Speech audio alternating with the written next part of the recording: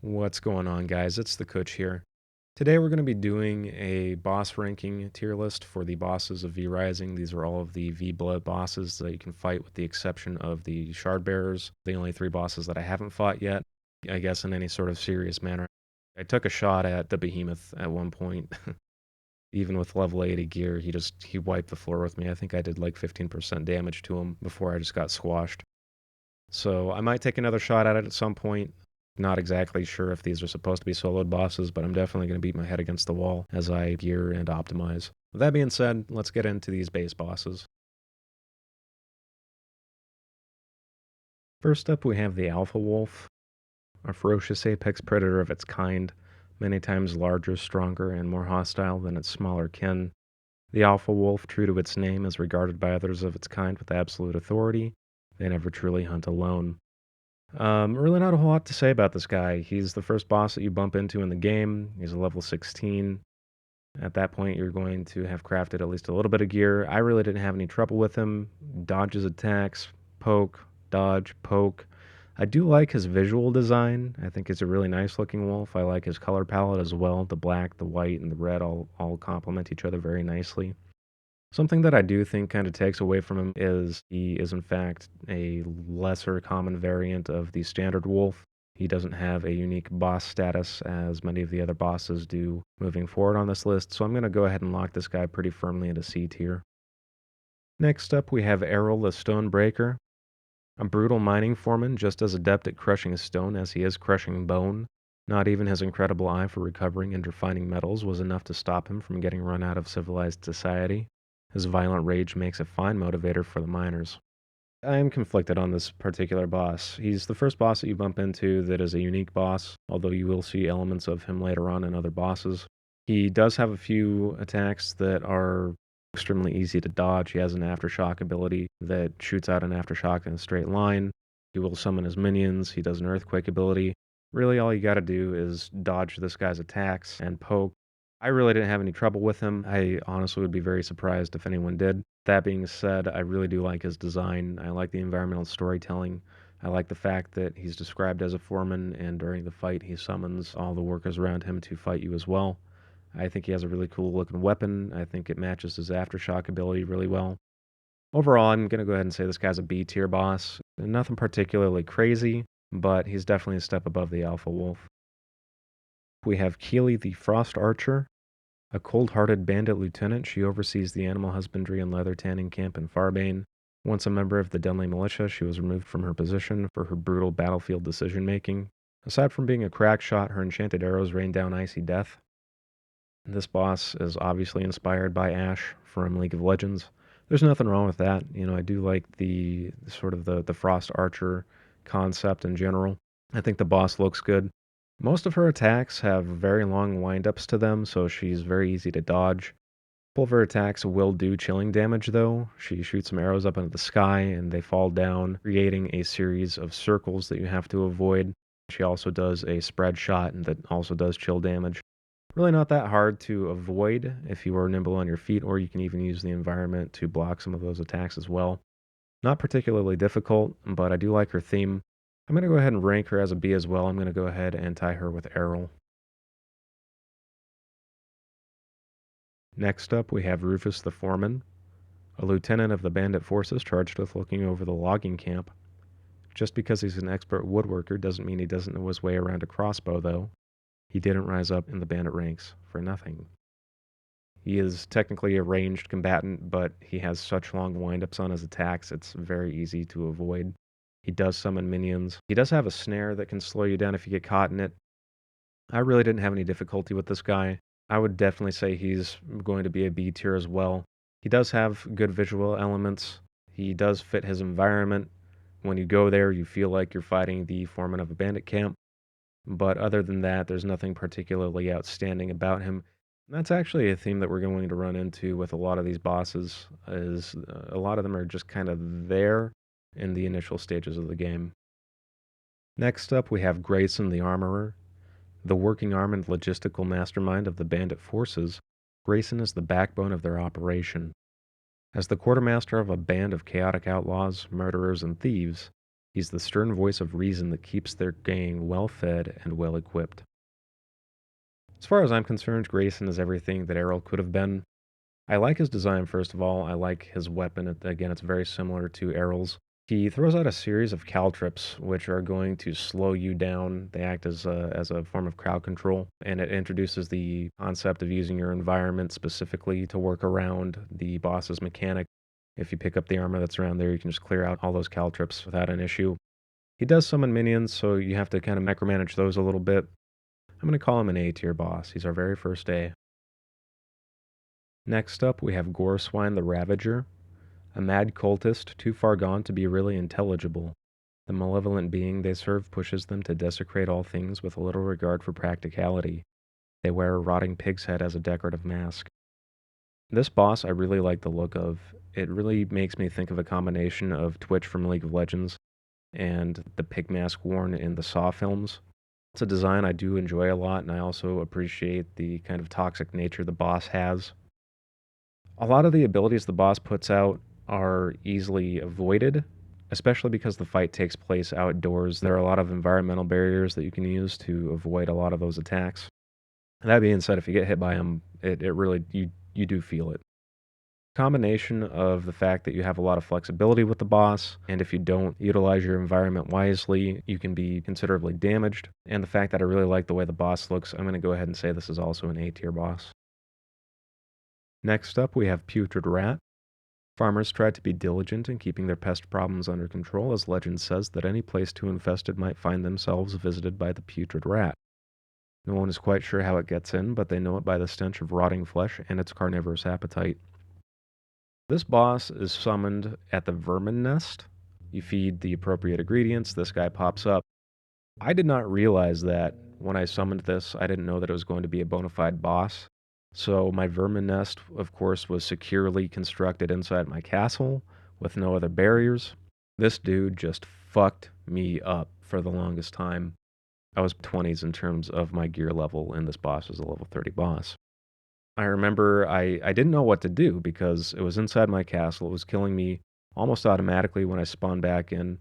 Eventually, I think maybe after the, gosh, I don't know, maybe the dozenth time or so of it just smearing the floor with me with all of the other rats that it summoned, it just despawned, unexisted itself on my behalf, which I was very grateful for. And then later on, when I was an appropriate level, I think I was probably somewhere between gear level 27, gear level 30, I can't quite remember. I ended up going back, and I was able at that point to kill the boss with much less difficulty, I have to say. My history with this boss being what it is, combined with the fact that the boss itself is, it's a big fucking rat. That's about it. I'm gonna go ahead and say this is a D tier boss. Next up, we have Lydia the Chaos Archer. An adept but undisciplined archer, she lets her arrows fly and trusts that fate knows where to take them, and it works. Lydia is a force of chaos that cannot be contained, and the Bandit King is happy to let her do as she likes as long as it benefits him. I really don't have a lot to say about this boss. I would consider her a simpler version of Keely. Her attacks are very easily avoided. I'm pretty sure I one-shot her, although at this point it's a little hard to say. It's been quite a while since I ended up fighting her. There's really nothing notable about her. I'm going to go ahead and slap her into the C tier. Now we have Clive the Firestarter, an unparalleled genius in the explosive arts. Unfortunately for Grayson, this chaotic psychopath is far too useful to get rid of at providing and mixing destructive materials. He'll burn down his entire camp just to take you with him, laughing all the while. I wasn't particularly impressed with this boss, I have to say. I really don't care for his design, I don't really care for his kit. He'll throw out a bunch of bombs as an AoE, you just dodge the AoE. I did die to him my first time, namely because I wasn't paying attention to the clock. The sun came up, so I was trying to stick to the shadows. I also had only cleared about half of the camp on the way to him, and I ended up having to fight off a bunch of minions. I came back, cleared out the camp. At that point, the fight with him was pretty much a cakewalk. I'm definitely going to say he's not putrid rat level of bad, but I would also say he's like a low C level. I'd call him a C minus, so we're going to go ahead and throw him into the C tier. Now we have Nikolaus the Fallen, a necromancer driven out of high society in Silverlight for his indulgence in the dark arts. Now he lives among the undead, using his unliving servants to fulfill his needs, as well as bring him back unwilling subjects for his experiments. I really like this boss. He's really not that difficult. He'll toss out some AoE attacks that you have to avoid. He'll summon a bunch of minions that you kind of have to either micromanage or outrun. But I like his visual style. And I don't know why, but for some reason I was really getting strong Rasputin vibes off of this guy. So all things considered, not particularly difficult, but what he lacks in mechanics, he more than makes up for in style. So we're going to go ahead and call this guy a good strong B. Next up is Pelora the Feywalker, a powerful psychopomp that taps into mysterious spiritual sources. Pelora is one of the only known mortal links to fairy kind and driven to the brink of sanity. With her intimate connection to nature, her dreamlike home is alive with unique enchanted plant life. I really, and this is going to seem like maybe a kind of a strange connection to make, but I sort of liken her to the Moonlit Butterfly in Dark Souls. She does a lot of projectile attacks. They're not difficult to avoid, but there's just something about the arena that she's in, her color palette. It's very pretty. It's very nice. It's almost soothing in a way. She does have some projectile attacks you have to dodge. I think she went invisible at least once, and as her health whittles down, she'll start to summon some little butterfly fairies. It's pretty cool. It's like I said, it's not particularly difficult. It's just chill. It's nice, it's pretty, it's got a good vibe to it. I'm going to call her a good solid B. On to Ferocious Bear. This mother bear is said to be ancient. Rumor has it that she wears a scar from every bandit king that has ever lived, a rite of passage for the position. Her life stands as a testament to the fact that no bandit leader has ever done well enough to finish the job. There's nothing to say about this boss. It's another bear. It's a big fucking bear, one of many. Gonna go ahead and slap this bitch straight into D tier, right along with Putrid Rat. Moving right along here, we have Quincy the Bandit King. The king of the bandits, once heralded as a hero of the common people in Dunley. His lack of proper reverence for the Church of Luminance saw him driven into Farbane, where his prowess in battle earned the respect of the banditry, and eventually, a place as their champion and king.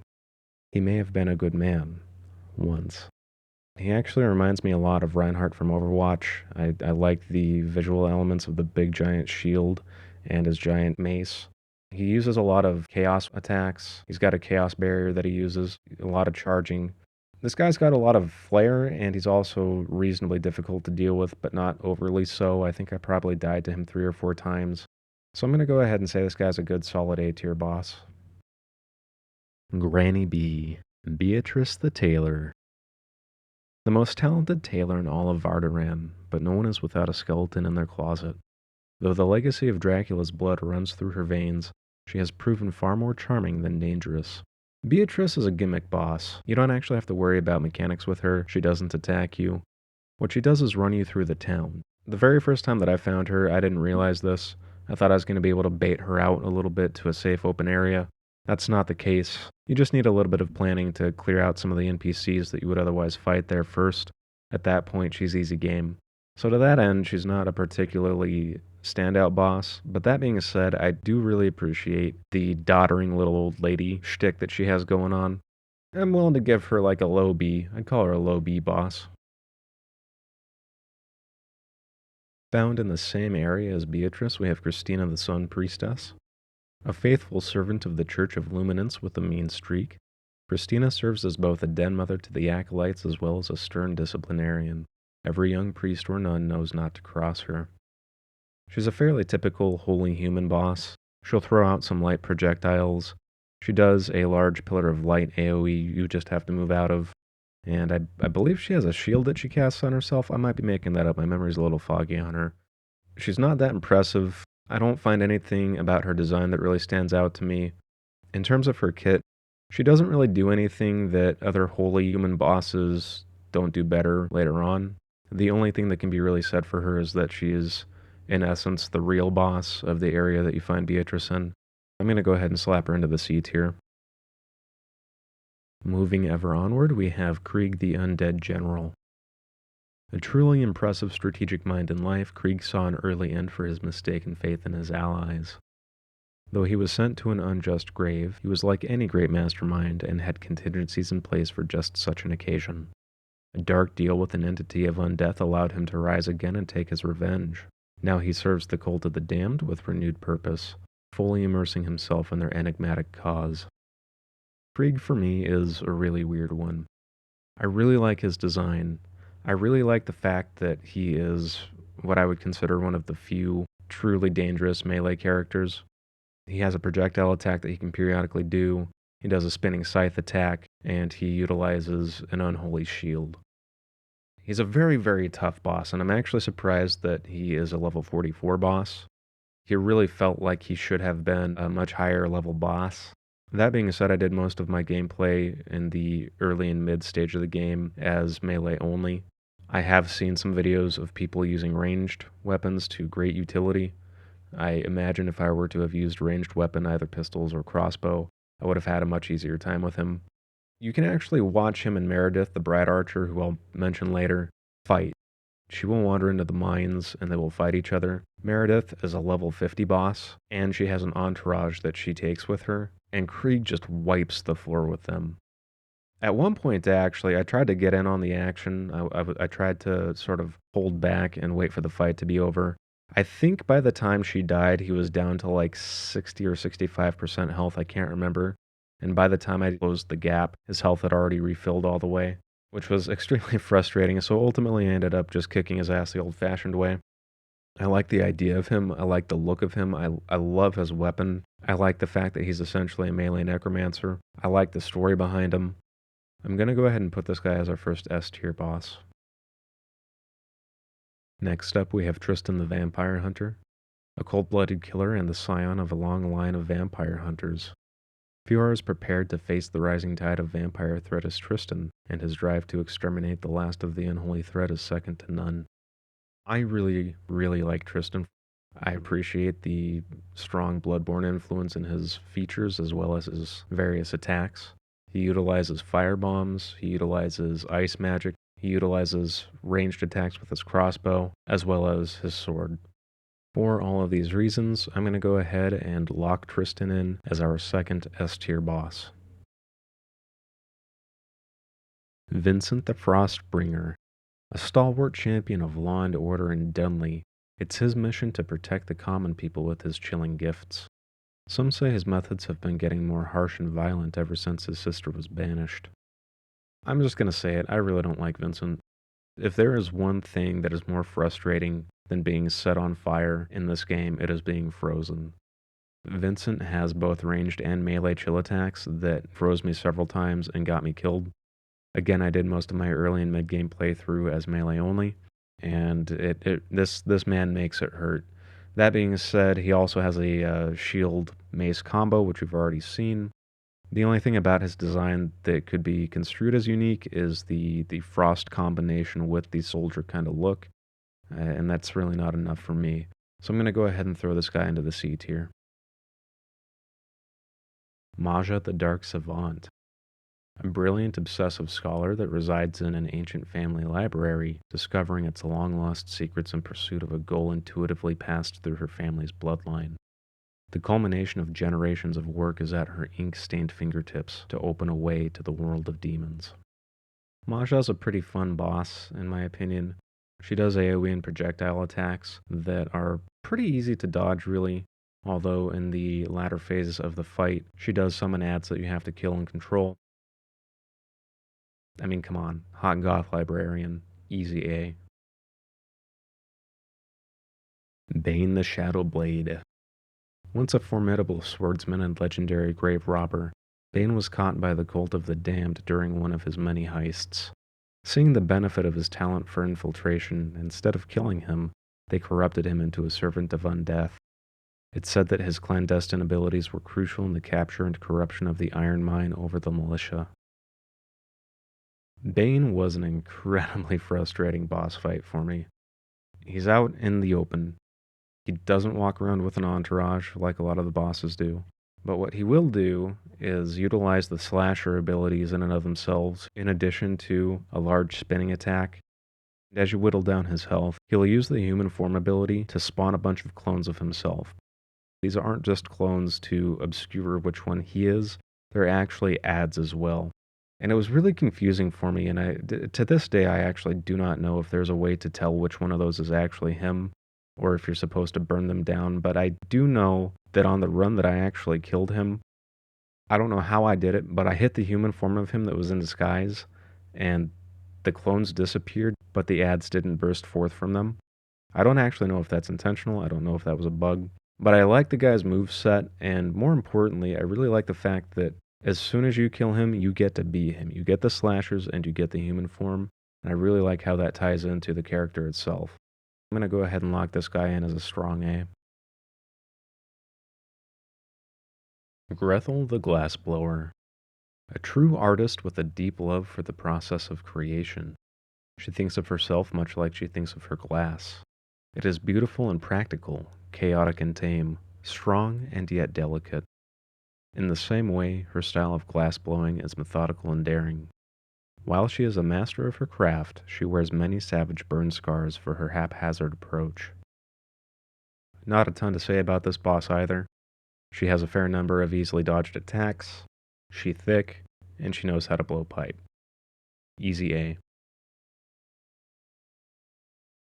Liandra the Shadow Priestess. There are few creatures on the face of Vardaran as ancient as Liandra. Some say whatever dark power she acts as a conduit for simply refuses to let her pass into death. Some whispers, quieter and less daring, suggest she was once one of Dracula's most trusted advisors. Liandra is essentially a shadow variant of the holy priest human archetype that we have in this game. She does have a projectile attack, she does summon minions. Really, I'd say her most striking feature is that she will obscure your vision. But outside of that, she's mostly just a punching bag, and there's not anything particularly striking about her design other than her black-purple color palette, which I am quite partial to. That being said, I'm going to have to put her in C. Looping back to Meredith the Bright Archer. Meredith is a true believer in the Church of Luminance, and believes that her power, a gift from the light, she has a responsibility to wield against dark forces.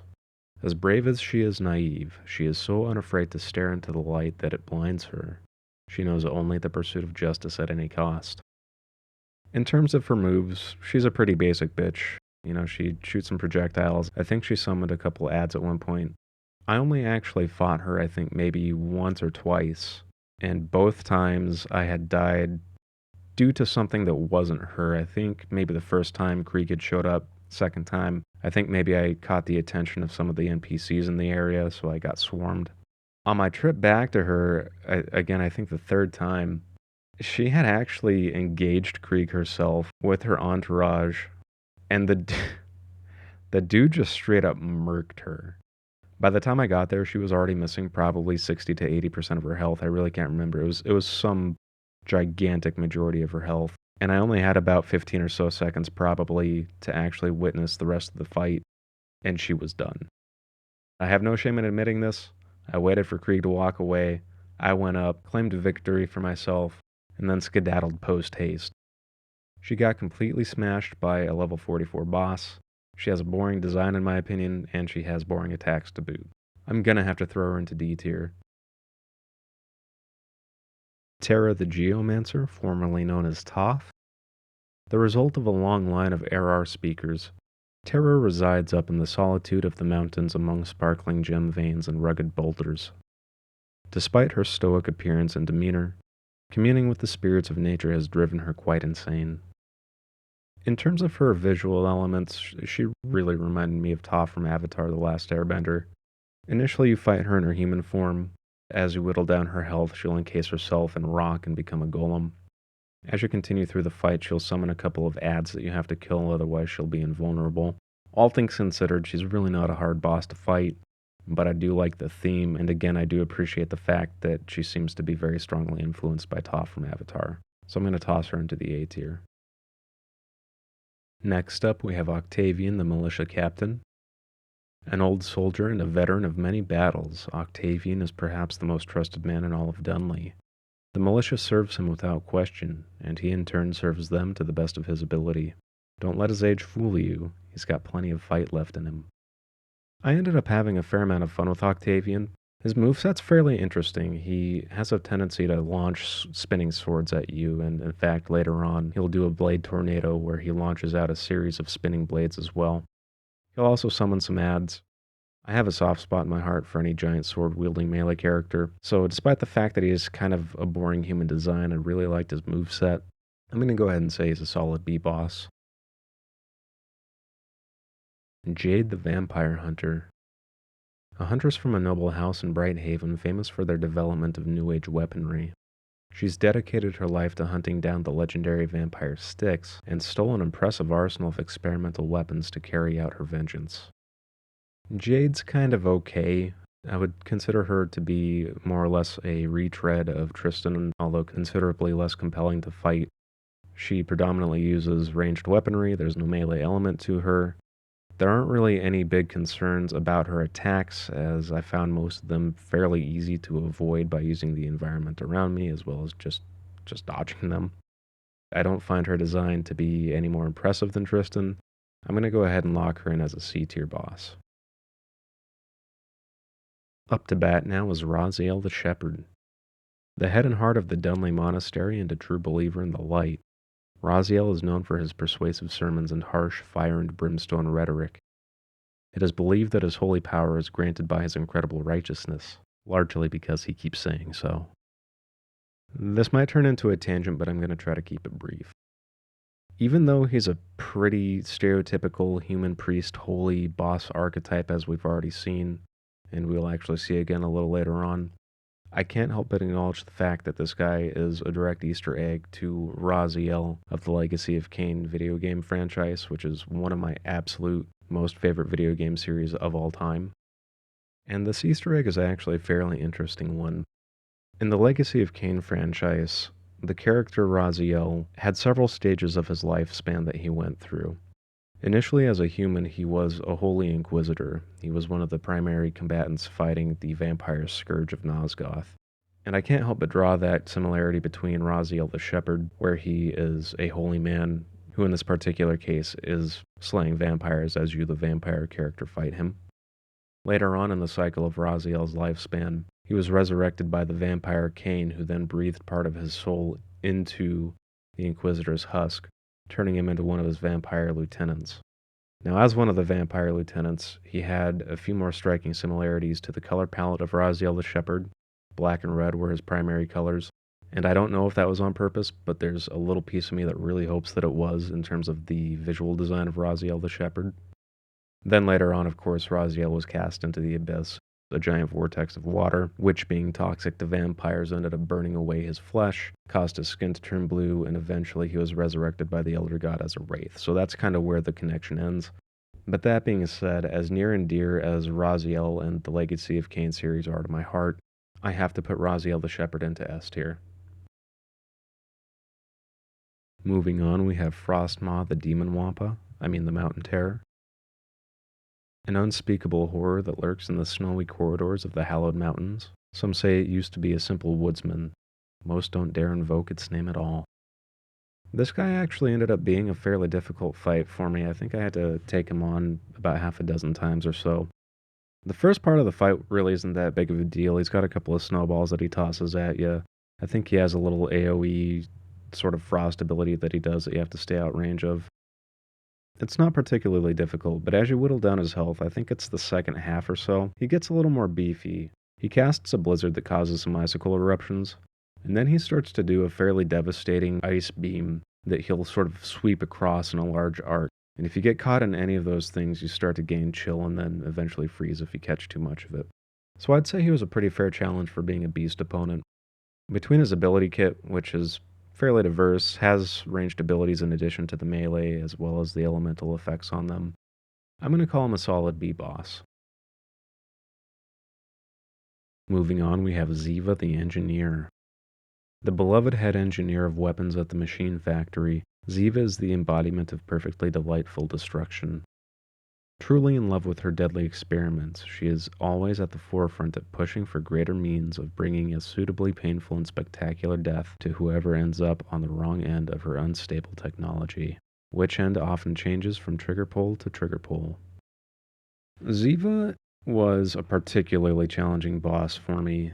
She has a fair number of abilities that she'll toss out that are a combination of elemental damage slash AoE. At one point, she'll jump up into the air where she's untargetable and launch, I believe, firebombs down onto you. And in addition to that, she also summons some adds that you have to manage as well. I think all said and done, I probably ended up fighting her about a dozen or so times. At that point, I had swapped away from using the Reaper to using my slashers, and looking back on it, I probably would have benefited immensely from using a ranged weapon like pistols.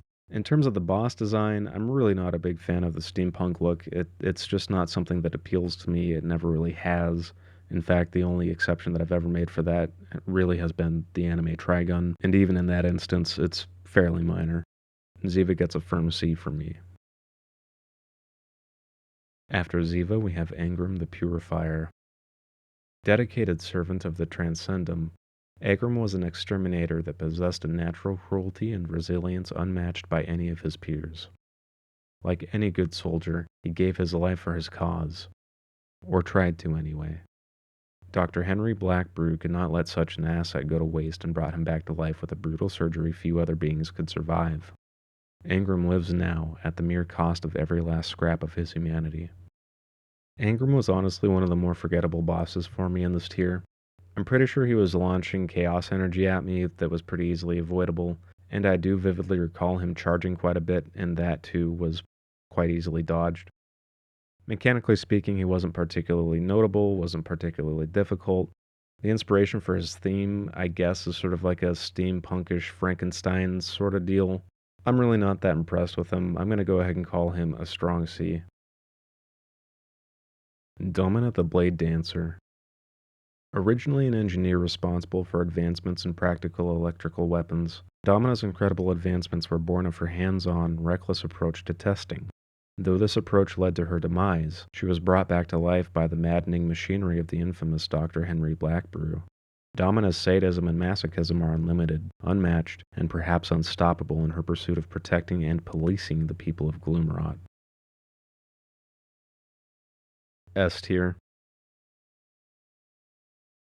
Moving right along, we have Ungora the Spider Queen.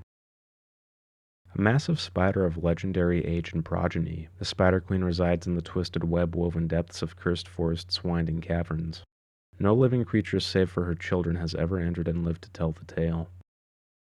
I'm just gonna come right out and say it, I fucking hated this boss to death. There was just an overwhelming amount of AoE, ads being spawned, the CC that was involved.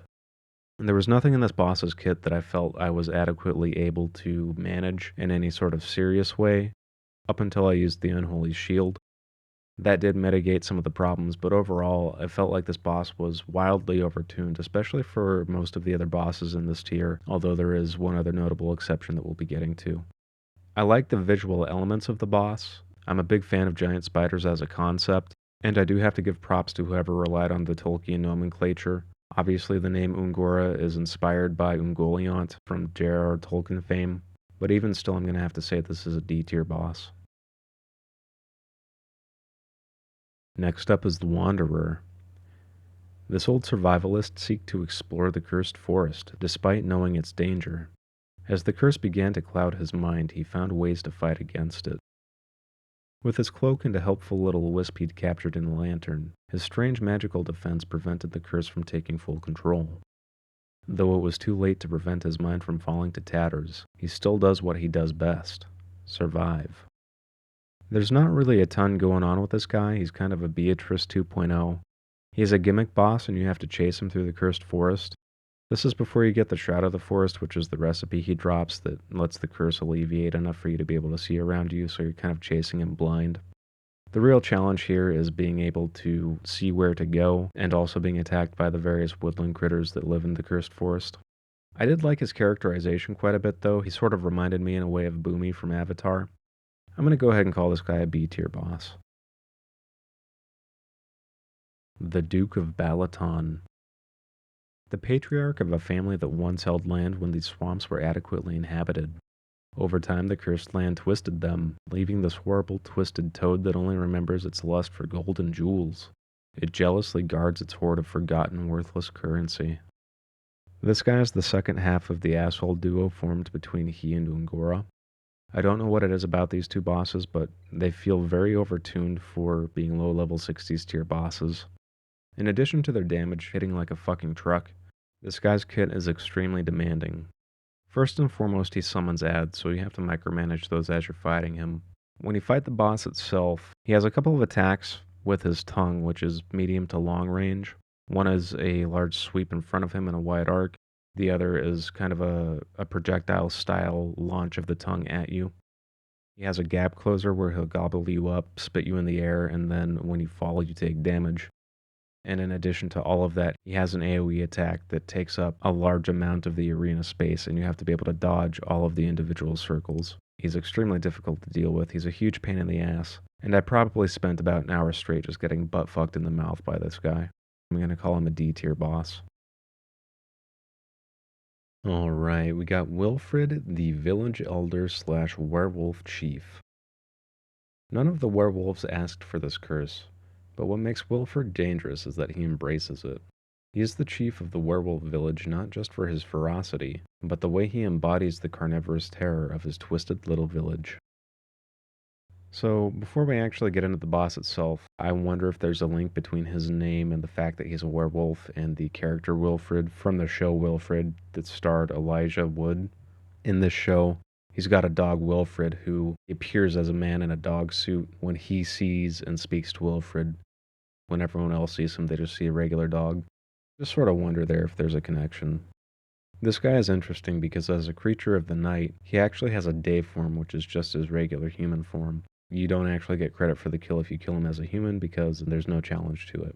During the night, he transforms into a werewolf. He does a series of melee attacks. And I'd say it's a pretty rudimentary werewolf kind of fight. There wasn't really anything particularly notable about it, although if you get him down low enough, he'll release a series of human prisoners that he'll feed on to regenerate health. Not a particularly difficult fight. I like the idea of him, I like his lore, I like his design. I'm going to go ahead and say this guy is a strong B boss. Now we have Falrot the Soul Taker. A mad cultist that claims to be the vessel of his decapitated horse, Falrot the Soul Taker. He also claims his blades take the victim straight to hell, an effort to feed or please some infernal power. Whether or not there's truth to his claim, his head count is undeniable. I actually fought this guy after Cyril, who we'll get into in just a second here, and by comparison, this guy was just an absolute joke. I don't actually even remember if he had any mechanics. I think that I had at least 1 or 2 banshees pop up. I don't know if that was something that he did or if they just happened to be wandering through the area at the time and got pulled into it. But mechanically speaking, there's not really a whole lot there. I do appreciate his overall look. You know, the horse head's pretty cool. I like the dual rune blade thing that he's got going on. And given his overall look with the horse head and the swords as a weapon, I sort of wonder if he was inspired by Ludwig from Bloodborne. All things considered, though, he's not particularly memorable outside of his aesthetic, so I'm going to go ahead and say this guy is a C tier boss. Cyril the Cursed Smith. Cursed with eternal life and servitude to the cult of the damned, Cyril has little desire to perform his duties. However, having been traded to the cult before he had even been born, this tortured life is all he knows.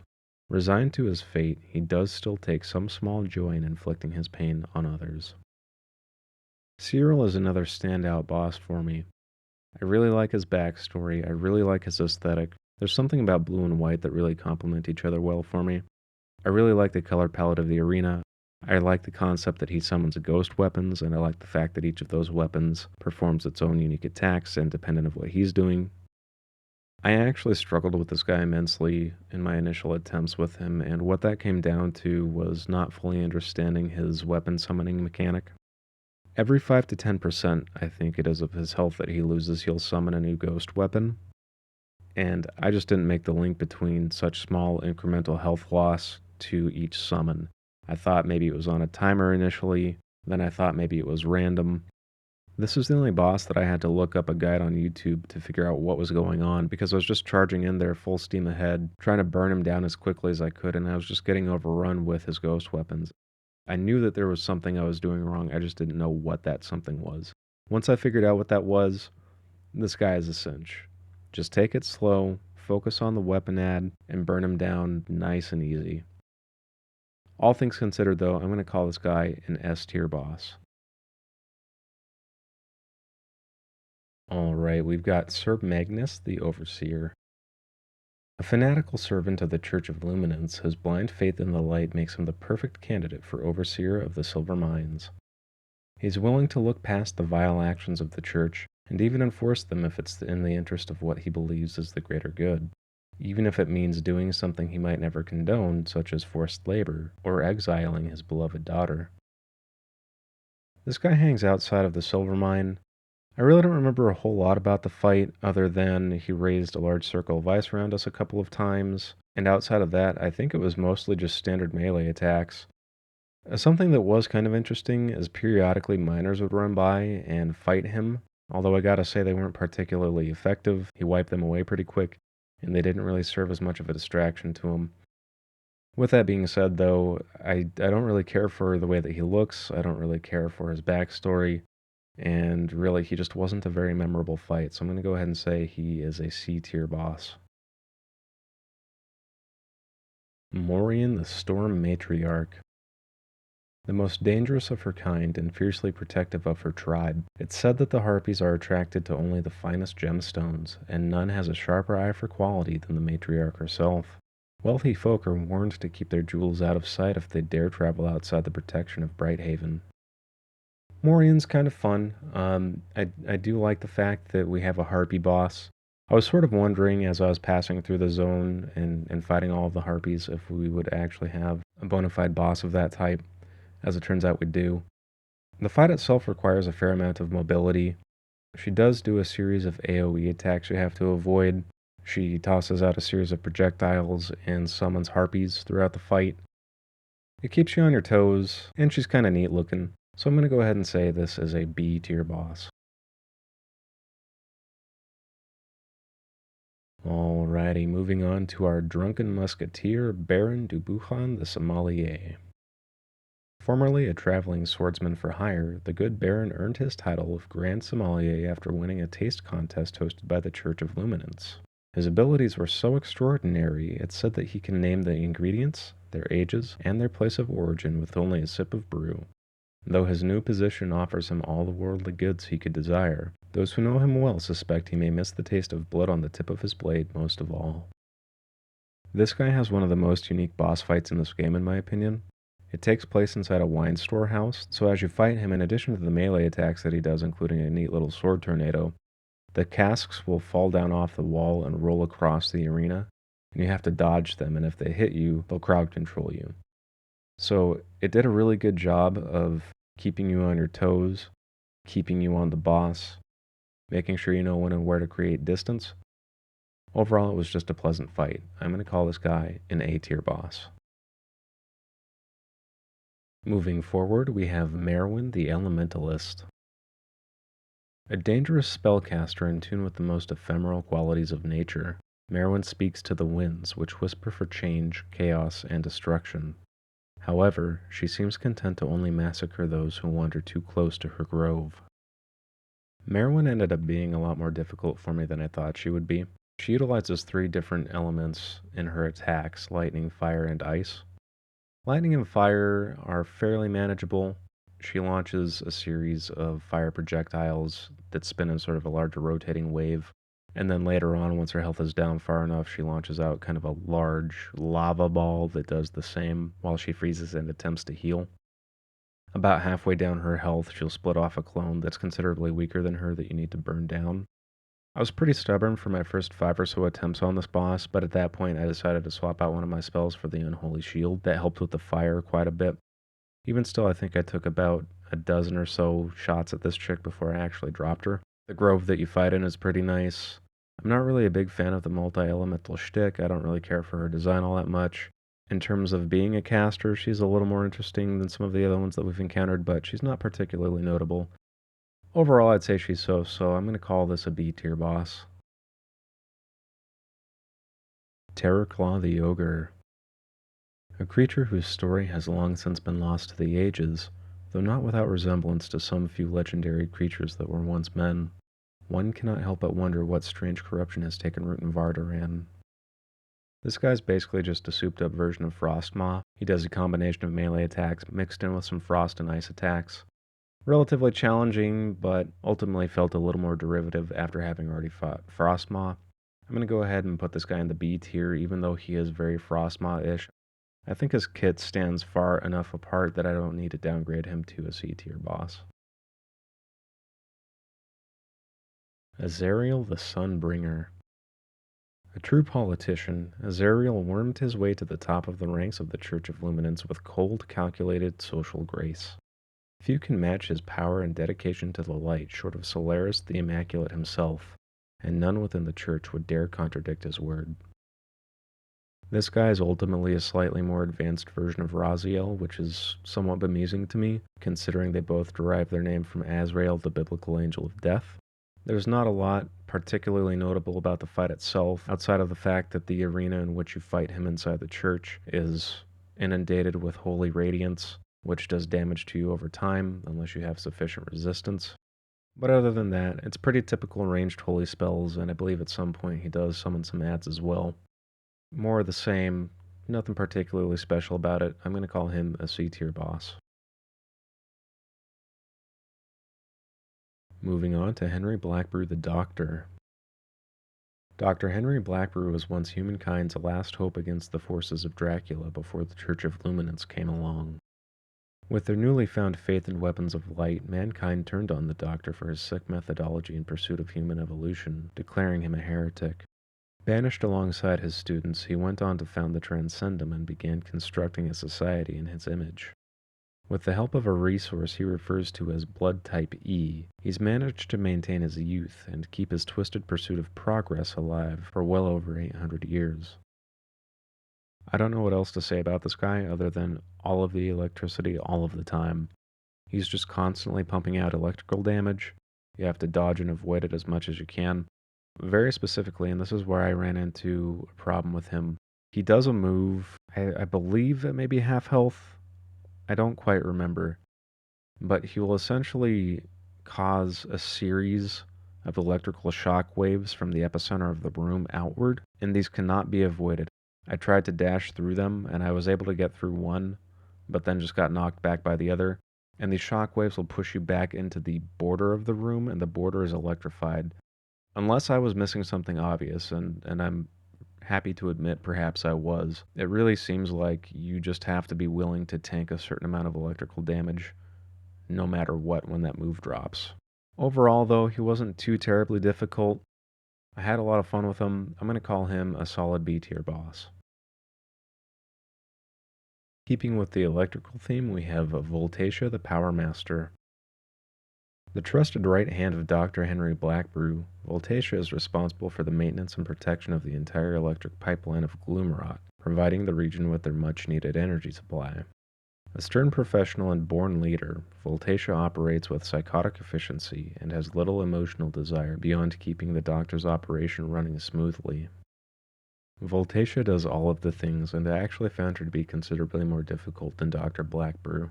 Throughout the course of the fight, in addition to a multitude of electrical attacks that she launches, she summons ads, she throws up an electrical shield that is impenetrable by projectiles, shocks you if you make contact with it, and then eventually, I think about halfway through the fight, will create a clone of herself. But unlike when you fight Merowyn, being able to distinguish which one is the clone and which one is the actual boss is pretty difficult, so I found myself throughout the fight having to try to burn them down relatively evenly. In addition to all of this, all of the enemies that are in the arena have the ability to cloak, which can make it difficult to distinguish where attacks are coming from, depending on what else is going on. So there's really a lot to keep track of in this fight. Now, I'm not really a big fan of the electrical slash steampunk kind of theme, but I do have to say that I'm probably not going to forget this fight for a good long while. I'm going to call this boss a good strong A. Alright, we're in the home stretch now, and it takes us to Matka the Curse Weaver. Some say Matka is the oldest of the witches, but the truth is nobody knows how or when these timeless creatures were born. A force of nature and a mockery of humanity, she's utterly beyond reason.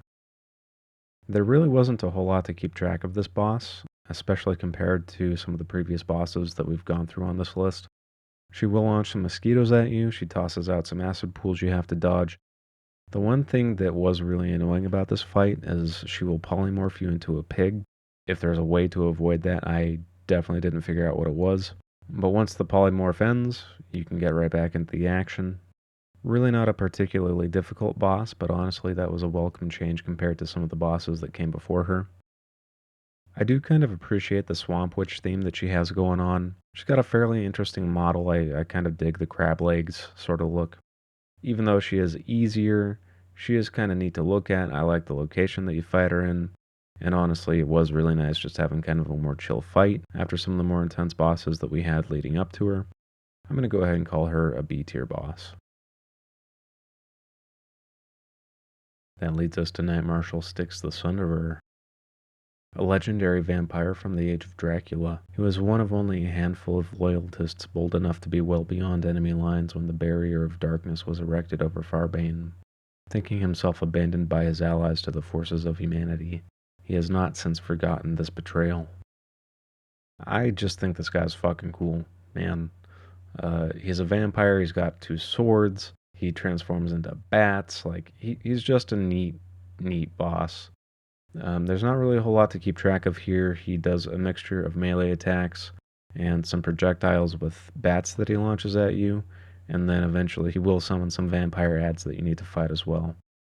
Overall, I just think this is a really good boss. I like his look, the fight's memorable, I like his story. I'm going to lock in and say this is an S tier boss.